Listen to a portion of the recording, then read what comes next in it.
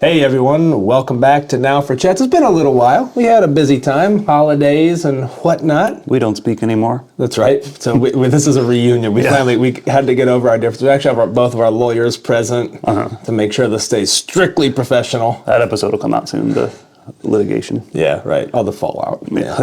It was messed up what we did. Hey, today we're here to talk about what we would do to fix the big three. We're just throwing our voices out again. I know this is maybe not a thing you're used to, opinions on the internet, but we have them. Pioneers. Yep. Blazing paths for everyone else using this World Wide Web. This information is super worldwide. highway. That's true, yeah. It's true. But, a lot of people talking about how to fix the big three, and we just wanted to have part of that conversation. And I think... And the big three in those people's, including our, opinion, is Army of the White Hand, Depths of Moria, and Men of the West. Yeah, those are the big three that are dominating tournaments. Now, Andrew, I think you and I both have the opinion that a subtle hand is probably for the best. Because too often things get nerfed and they go a little too far, and then that faction's totally not playable. Yeah. And both of these are cool, or all three of these are cool armies. Mm-hmm. We don't want to not see them. The Dragon Emperor or something. Right. It's cool characters that are... Right. Yeah. Right. We want to see Saruman. We want to see the Balrog. We want to see Aragorn leading the Middle West. These are cool, iconic armies that we don't want to see nerfed into the ground, and recognize they need a little nudge. But they're like currently beatable. Maybe Army of the White Hand is less beatable, but I've beaten Men of the West, you've beaten Men of the West, I've beaten Depths, you've beaten Depths, so it's not like it's dangerous to go too far. So. Yeah, I think, and it's just more in in a tournament setting over a course of so many games, they're just so reliably good. Yep. Individually they're definitely beatable. Yeah. But when you take all things considered in a tournament, it is what it is. That being said, I am also of the opinion that unfortunately this is a points-driven game, and balance will never be achieved fully. So we will nerf these three, and in so doing, we will affect the rest of the meta, and more other lists will rise to the top. It's just the way, which is why once again I have to say that Andrew and I are both in favor of ongoing game modifications. I know that's never going to happen in this game, but I think it's that's the dream. Just give me every 6 months, hey, all of a sudden, guess what? Orcs are 1 point cheaper or whatever. That's a bad example. But, across the board changes. That's the one thing I thought Legion did so well, maybe before... Well, that's fine. And it's so easy to do microscopic changes when you're doing points changes. Maybe less so with warriors, but a hero going down 5 points, whatever. It's a little tweak. You get maybe one fewer model, one less model. Right. And I get logistically why they don't do it. Yeah. Games Workshop is big on here's your book. Mm-hmm. It's everything should be in your book. But the reality is the FAQs come out anyways. So I don't know, man. I just wish they would embrace... I think X-Wing 2.0 was such a pioneer. It didn't really work out, but the theory is, hey, we can change the game every 6 months just by modifying things a little bit here and there. And it's all in your app builder, so you don't have to have 19 sources. Anyways, we're dreaming. That's not ever happening, but God, that'd be awesome. Yep. For this game, it keeps it fresh, keeps it alive. All right, I'm going to shut up now. Let's talk about Army of the White Hand, man. Yep. So what do you think? So I think the biggest problem to address is Crabane and massing them. Yep. Not only is it too strong, but it's a not great experience. So that'd be a good start. Yeah. I think to do something about them. Yes. I guess there are a lot of ways to do it. What would be your first suggestion? I've thought so much about it, and first, let's lay out kind of the things that people talk about that you could do. Number one, you could cap the number you can have. I don't like that idea very much. And I don't think they're ever going to do that. They just don't do that. That feels right. I agree. Number two, you could lower their wounds. Mm-hmm. And number three, you could make them trappable again. Maybe not be able to be knocked prone, but to be trappable. Because a lot of times what people do when they have a spam move is they just go tie stuff up. But even being able to trap one with a hero on it means you're probably going to kill it that turn. Whereas now it's pretty reliable. I can send one into Guai and it's going to be fine. Yep, at least for a turn. Or right. Maybe two. I mean, because even though they're D3, if you have 3 attacks, you're doing 1 or 2 attacks, or 1 or 2 wounds probably. Right. So potentially 3 turns of annoyance. Though you won't be able to but still, it's just silly. So those are the things you hear about commonly. When I reflect on it, I'm like, gosh, what would make them the best? I would figure out, my ideal situation is this. make them trappable, make them 3 wounds, and don't let them benefit from the Oathmaker's Fearless. Because being able to tie up the Balrog with 1 Crabane and reliably doing that for probably 2 turns is just... It's just too much. Yeah. It's just too ridiculous for a swarm of birds. Like, what would make a swarm of birds be like, cool, I'm going to go attack this fiery demon? Yeah. It just, those things combined don't make logical sense to me when they're portrayed as like these spies. Right. You know what I mean? And I love that they have other cool thematic rules, like they're the eyes and ears for Saruman, you know, and they can go and they can mess with objectives. That's cool. Yeah. Them tying up your big heroes is just not thematically what they should be doing. Yeah. And that's the way I would fix that. You don't need to cap it. You want a whole army of Crabane? Cool. But now they're able to be trapped. You know, they're not going to benefit from any kind of fearless special rules or even make them fearful. God, that'd be crazy. Yeah. But I think still the Oathmaker. Anyways, yeah. What do you got? What ideas do you have? For yeah, I mean, those work. I'm always like, you know, points kind of can solve everything. If they were just 30 points, for if you want to take 6 Crabane and they're 10 points more each, that's 60 more points. Yeah. That's like 10 models you're losing. You know, 8 to 10 models. Like that's an easy fix. Or like make them 25 points and 3 wounds. Like meet in the middle. Like make them cost a little more and be a little worse. But I do like the idea of them not being fearless because I think we'll probably talk about later. Terror, like I feel like. Terror, especially terror, like warriors, is like I put almost no value in it now, which sucks for Black Numenorians because they're cool. Yeah, they used to be so cool. Not to mention, even if terror was great, they'd be a little rough on the points anyway. Right, off topic, but like, but yeah, fewer options for fearless would be cool in this game. So 100%. The birds not having that would be cool. So maybe. Not let them be fearless. Make them 10 points more. Make them 5 points more and 3 wounds, or some combination of those things. Not all the things. I think all the things could make them suddenly like, well, now they're garbage. But when I think about like, just take a step back outside of rules. Thematically, what should they be doing? They should be objective players. They should be the eyes and ears of Saruman, which is super cool. And you know, at the last minute, be able to swarm something and cause problems for your opponent. But being your like frontline troops, I think they shouldn't be something that you want 6 of. They should be something you want 2 or maybe 4 of if you're going on the high end. Like at the beginning of the edition, when I was loving Army of the White Hand, and it wasn't like unanimously agreed upon as busted. I was taking like 2, maybe 3. And it was like, that's fun. They were useful. They would, great in recon or something, but I wasn't, we didn't have the Oathmaker or anything like that, so I wasn't able to do all the super broken things. I would love them to get to a point where that's a reasonable way to play them, because I love Army of the White Hand, and it sucks that I don't ever want to play it. Well, it's a cool army. Like, we all agree with that. It's cool. It's not like it's oppressive and like, where did this come from? It's like, Army of the White Hand is awesome. Dude, having 14 Crabane, it just... Doing the math on those wounds, that's what, it's 56 wounds. That's so stupid. Gosh. Yeah, man. It's too many wounds for the points. Unkillable, flying, like, God, they're too good. I like the rules that they did, where they made swarms not able to be knocked prone, all that stuff, because in the past, you could charge them with a knight and knock them prone. So the rules are good, they just, they need to be adjusted. All right, let's move on from Crabane. We'll talk about that. There's 2 more things that we think really, or that at least the community thinks is wrong with Army of the White Hand, and one of those is Grima, and the other is probably the Army special rules. So which one do you want to talk about first? Let's talk about the Army special rules. I think most people look at the Lightning Blast.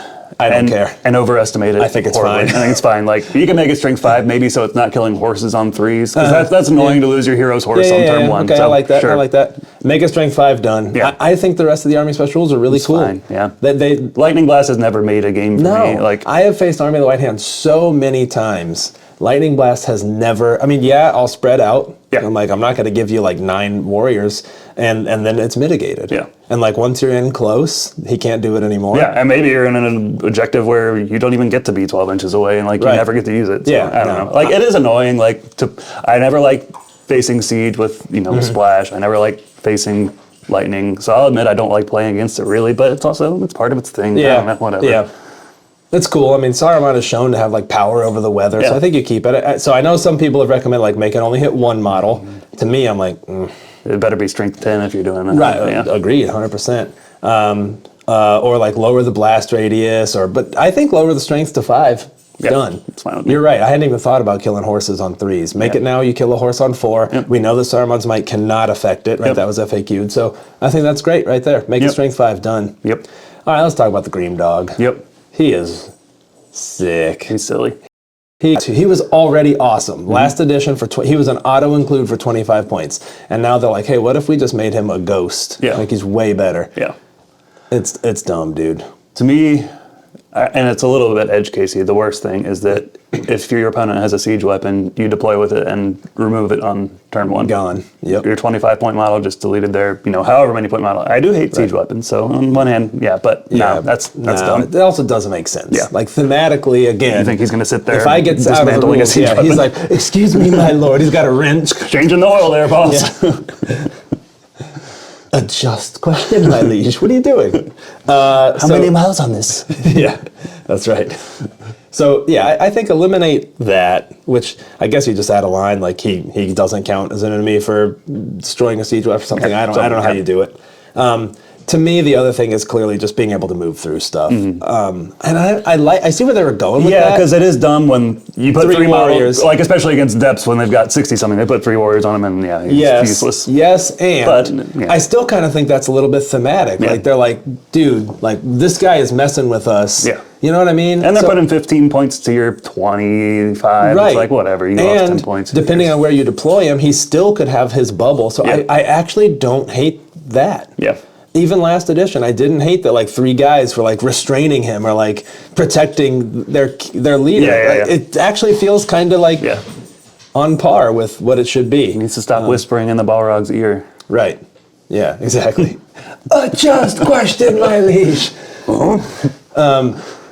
And then I was like, okay, well, how would you prevent that? Because I knew that was going to be the thing we'd discuss. Like, well, that's kind of stupid. Like, maybe you let him ignore the first control zone or something, but then you might just double up. So I don't know. I don't know how you solve it. I think you just get rid of it. Yeah. I'm okay with that.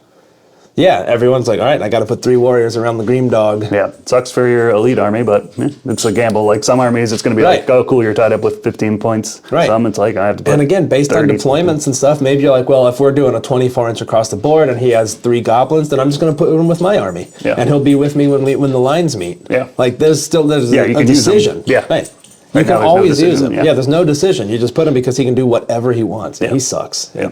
So that's literally the only change I would make. You have any other ideas for changes for him? No, I think that's reasonable. I mean, it would be nice if, I don't know, some of these things are so auto-include. Like, you're never going to not take Grima. Yeah. It would be cool if he was a decision, but then you'd have to, like, tweak other things and like more holistically, because I mean, why would you ever not take Grima? Even if he can be trapped, why would you ever not take Grima? It's kind of silly. Yep. So I don't know. Yeah, I mean, you took them all last edition, right? And he only got better. Yeah. So it's just The only other thing I thought, this is not going to happen, but is give him like 6 will. But the reason I don't like that is because then he can resist magic spells, but he has to spend something to negate something. Yeah. Right. And so there's like a finite number of times. Maybe it's roll a die. Yeah. But then if it's roll a die, he's suddenly like much worse. Yeah. But, Also, probably not going to happen. Not going to happen. No. Like I think there's a possibility they'll say, he can't move through models anymore. Yeah. Just strike that sentence. That's a thing they do a lot. And add a sentence that says he can't, dismantle siege weapons. Yeah, those 2 things, boom. Yeah, I feel like the siege weapon thing isn't on people's radars, but I did it once in a tournament and I felt so bad. Yeah, cool. That definitely sucks, man. Oops. All right. So I think they're fixed if they do that, and we look at it from there. Maybe that's even too much. I don't know. Like, make Grima worse, make Cribane worse, make Lightning worse. I don't know. It's probably still fine. It's probably still. I think it's still great at that point. Yeah. But maybe not ridiculous. Yeah. Right. Yeah, it's still good. I mean, I think there's a lot of other things in the army that make it really good. Yeah. But Cribane being amazing, Grima being amazing, those are the 2 big things for me. Again, Lightning, Yeah. But I see. I make it strength 5 is a good idea. Yeah. All right, last one, the big one. Second At one. least.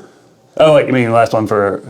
Oh no, I don't know what I'm talking about now. We've only done one. Cut that. Jamie, can we cut that? Sorry, I've been drinking. It is. You can't drink all day if you don't start in the morning. That's true.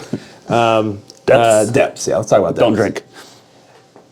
I actually don't think depths is that bad. I don't either. But I see the data, so it's like it is. I think it's also too easy, I guess maybe to play as. Yeah. So maybe that helps it. Like it doesn't have. Like bad players don't punish its like win rates and stuff as much. Yeah. I think that's true because I do think you see everyone jumping on the mid. Because I've played some Mid of the West players. And I'm like, you don't know what you're doing, or you built the list in such a way that it's like, what do you think you do? Same with Army of the White Hand. Like, you got no Cribane. Okay, cool. Yeah, Depths is pretty straightforward, but you pay so much for the Balrog that it is difficult for me to like really look at the list and be like, if you got to nerf the Balrog, because if you do, I think the list starts to suck. Yeah. The only thing I would change personally, and I think again we like a subtle, so just do this and see what happens. Is if you were to make the breaking not make courage checks. Like, as long as the Balrog is healthy, nobody makes courage checks, but otherwise it counts for victory points and counts for game end. I think that really goes a long way towards balancing the list. Yep. Because that's it. The Balrog's so hard to wound. Yeah. And those goblins, you have so many that the part of what makes goblins suck is they die in droves. Yeah. So not being able to break is really, to me, like the biggest, strongest thing. That the Balrog itself, like, he's not. Yeah, he's underperformed in like every game I faced him. He's really expensive. Never killing 300. To me, he's almost like a support piece because he makes your goblins amazing. And I've said it before. Depths is awesome because the goblins are awesome. That board wide banner. Oh I was going to say the only other thing I could think of is the banner is once per game, but that feels like a pretty rough hit. That'd be a huge hit. Yeah, that'd be a huge hit. Yeah, I've heard other people say make it so you still have to buy the drum, but it's board wide like in the old days. But I think at 75 points, you're not doing that. No. So I don't know. Yeah, the board wide banner I guess has to stay, but it is like what makes it. It's really good. And like the Watcher version won't get touched by the break rules, but the Watcher version is not overpowered. The Watcher version falls apart at bigger points. It's great at lower points, but not unbeatable. Yeah. Yeah, man. Depths is a tough one. What you got any other ideas? No, there? I think that's right. The breaking rule, I think, needs to be touched because it's like you feel like you can never, like in a normal game, like if you're not playing a timed game, I feel like Depth's win rate would be through the roof, higher, like because like you're never going to break them, and they'll always break you eventually. They've got a Balrog, so yeah, I think that's the only thing that's reasonable to touch because, like you said, the board wide banner, like making that one, like ideally you'd make it 3 times per game or something, but that's just silly. What do you do for the board wide? The board wide banner could be within 12 inches of your leader or something. That way it doesn't nerf the Watcher. I hate making it Balrog because then the Watcher version sucks. Man. So, well, yeah, I guess your leader would be if you're having the Watcher, it would be like that board wide banner is ugly. Yeah. 12 inches of your leader, maybe okay, but they're not going to do that. It's not doesn't really feel. I don't know how you solve that because I think having to pay 75 points for the drum, even if it's board wide, you're just not going to do it. Yeah. I mean, I wouldn't. By the time you've paid 350 for the Balrog and 75 for the drum, which I think now Depth sucks. Yep. If you got no board wide banner, man, what do you do? I think it's just a breaking thing. Like I don't think they're crazy good. Yeah. I think they're top 3, but agreed. But I do think the skill floor is so high that it helps it out a lot. Like I beat Depths more than I lose to it, I think. Yeah. So, but I think I'm also playing things that work well against it generally. But yeah, I don't know. I don't think it's that bad. I think it's of the 3, it's maybe the one that needs the least love. So I think I agree with adjusting the breaking rules is probably fine. Yeah, that'll probably fix it. But again, we like a subtle do that and give it 6 months and see what happens. See what the data says. Yeah. Because even giving up those VPs and letting games end probably be pretty big. At least it makes it like so you have some agency against the list, I think. So yeah. But man, it's so good though. It's good. That board wide banner, I don't know what you do for that. Yeah, it's like you need somewhere in between. Yeah. Maybe that'd be cool. I mean, they'd have to like start over, but like maybe you have like a drum token and it's within 12 inches of that or something. Yeah. I don't know. Maybe. They're not going to do it. But no, they're not. It's not. Yeah, I don't know. All right. Yeah, I hate tying it to the Balrog is an option, but that sucks for the Watcher. Is the only thing. It does. I feel like a lot of people have suggested it's within 12 inches of the Watcher. Tying it to the Balrog is not bad. The leader's okay, yeah. The leader's not bad because then you could still do the Goblin Horde. Yeah. You could even make it 6 inches. I mean, that's still an amazing banner, but 12 inches is still practically board wide for those big bases. Yeah, unless you're super spread out. Yeah. I don't hate it. Because the Watcher's not your leader. So for the Balrog, it's nice. 12 inches is way bigger, but the Watcher version, it's just going to be a captain or something. That's true. Yeah, that's true. Yeah. All right, let's move on to Men of the West. Men of the West. What do you got for me? I think Men of the West has, I don't know, there are a lot of ways to approach Men of the West. I think Gwaihir and Legolas are both absurd values for their points. Well, you've got 3 incredible heroes in that. Like, no matter how you do it, like Elisar on horse or not, Gwaihir, Legolas, those 3 are just like all 3 awesome. So right off the bat, you have access to like probably 3 of the best heroes in the game. Yep. Yeah. I think I don't know. I think, I always lean towards points adjustments. I think why here could be either 175 points as is, or make him 200 and resistant to magic. If you want him, you're putting that many points into him, you want him to be resistant to magic, so that's nice. I like that. Yeah, some trade would be fine. That's a great idea. 200. I think at 200 resistant to magic, he's still a great buy. Yeah. As long as you also make Legolas Legolas needs to be 10, 15 more points. 100 points for Legolas. He's so good. Do you compare him to other stuff? He's doing so much work. What? Yeah. Run into something, shoot it. I don't know. He's amazing. He's amazing. Yeah. Which is good. I want the Lord of the Rings heroes to be good. I don't want to hit him too hard at all. Right. Yeah. You don't want to hit him too hard, but he's definitely undercosted. Making him 110 makes you lose one model. It's fine. Yeah. At least you're thinking about it a little bit more. I don't know. Right. Suddenly a captain at certain levels, maybe you're thinking more about that instead of Legolas. So what are the other issues you think with Men of the West? Well, we talked about Fearless. Fearless is so strong. I think board wide Fearless. Yeah. Come on, man. I think you call for Frodo in the movement phase, and you get Fearless for that turn, and all the other for Frodo stuff. That's it. It's thematic too. They're not fearless the whole time they're standing there. They're fearless when you yell for Frodo. They're 100%. All right, you know what? That's fine. Yeah, dude. I think that's it right there. Yeah. You get Fearless for one turn. They still have good courage. You could even have them a +1 courage or something. Yeah. I think tie it more into the for Frodo would be awesome, because having dominant 2 fearless warriors of Minas Tirith are an incredible value. Yeah. They're just incredible. This is, again, it's the heroes are strong, yes, but also the warriors are just great. Yeah. They're great for what they need to do in this list, which is not die and hold objectives and let your other stuff kill, which they do great. And maybe if the Fearless gets nerfed a little bit in this, we won't feel so bad about Fearless overall and terrible. Because there aren't that many lists, I guess, with Fearless everywhere, but this one is so prevalent. Yeah, it's cool. It feels like everything I face is Fearless, because it's either this or Crebain with Fearless or whatever. Yeah. It's so taking anything with terror feels like a waste of points. Bother? Because you pay points for terror. They're not explicit, but that's part of the profile, and that's part of there's a good chance you're going to do nothing with your terror. It's going to cause no issues for people. Yeah, I will say, and this is going down a rabbit hole, I've thought about the Crown of Morgul for just that reason. People think it's worth it. I know. I feel like I'm always scraping for points in evil armies. Anything with the Witch King on Fell Beast, but I say that though, some of my Minas, because all of a sudden your Minas Tirith warrior goes from needing nothing to needing an 8 to charge the Witch King, which is not horrible. But still, I don't know. Yeah. Anything else for Men of the West? I think that's a good start. You lose a couple models with some points adjustments to those. I don't think LSR needs a points bump, because he's already a big investment, and that'll make him even worse at lower points. I really do think about him a lot. At 225, there's a lot of other heroes at that points level. He is absolutely amazing. Yeah. And probably the best hero for value in the whole game.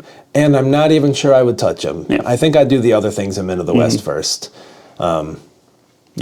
He's bonkers good. Yeah. But I don't know. He's not available in a lot of lists. Is he? In anything? Is it only Men of the West? It's only Men of the West, isn't it? Yeah, so I think adjust the rest of the faction around him and let him shine. Yeah. It's cool to have him be amazing. Yeah, he has to be there. He has to be there. Yeah. He has to be there. I do think we could talk about Strider being maybe a tiny bit too good, but that's not for this conversation. Yep. So I think that's it. Try those, man. God, come on, Games Workshop. Listen to us. James Workshop, listen. They won't. I think there will be some minor adjustments in February. I am curious about, with Jay stepping down, is it going to look the same, or are they going to have a new philosophy? I doubt it. I really doubt it. Or is support dwindling or something? I don't know. Yeah, all the new army books, there's no new profiles, so I would guess there's not a lot of play testing going on, so. Also, I guess we didn't say this, but the game's in a pretty good spot. I agree with that. I think it's in a better spot than the end of last edition. I think so, too. I know there's some nasties out there, but I don't know. And again, cut these down. Other weeds are going to grow up. That is the nature of gaming. Yep. I've been doing this a long time. I've worked in the industry. It is an impossible problem to solve when things are points-based, because those points don't account for every single variable. The only way to do it is to have rolling changes in a way that the community supports, but I'll get off my soapbox with that. It's not going to happen, I realize. Tabletop Admiral will soon be the official Dude, just kidding. If they could just lean into it, it'd be amazing. I really think that's how you make a game like this. Keep it fresh for people. Yeah. You know? But they gotta switch from books to something else. I mean, think about when Legion was in its heyday. How exciting it was. Dude, it was my favorite day of the quarter. Or like, here's all the changes. Like, oh my God, Rebel speeders are suddenly awesome. Yeah. I can play this stuff that Dude, I felt was not all good these before. models that I painted and then you got 6 months or maybe even a full year with that. Yeah. And then the meta shifts again because they listen to the feedback and buff the things that are horrible, nerf the things. So you're trying to get, it's like a compressor on points values, you know? Yeah. You're just trying to get Tame the everything peaks. right. Yeah, tame the peaks. Yeah. And it would be so awesome. Yeah, it's not going to happen. I know that. But can you just imagine? Every time I think about it, I get like I know. sad excited about what it could be. Dude, can you just imagine a nicely formatted PDF that says, here's all the new points, you know? Yeah. Black Numenorians have now gone down 2 points and this and like, and you're just like, oh yeah, the game is completely turned on its head now. And we get to, the most fun part of these games is often figuring out and looking for combos. Yeah. Otherwise it kind of devolves into this like solved meta. Yeah. Like right now, if you were going to a tournament and you're like, I want to win this tournament, what are you taking? Yeah. You're probably taking Mid of the West. Now you and I both are like, ooh, can I do something a little let's different? figure something else out. Yeah, but you know, the meta becomes solved, and that's how you shake it up. Yeah. Anyways, we need to shut up about that because it's not happening. Dang it. Dang it. Anything else you want to add here? I think that's it. Yeah, we'll have another one about like specific profiles and maybe kind of the other end of the spectrum, like what we'd like to see do a little better. And obviously, let us know what you would do. What are we wrong about? Yeah, we'd love to do you hear. agree that these are the 3 problems that people make them out to be? That's right. I think things are different across the pond, maybe a little bit, but not that different. I don't think. Not too different, but you do see depths being a bigger problem there. I think Mid of the West is a bigger problem here. Depths is a bigger problem there. More that's water. the way the data looks like. Oh yeah, yeah, probably that's it. All right, on that note, we'll see y'all next time. See ya.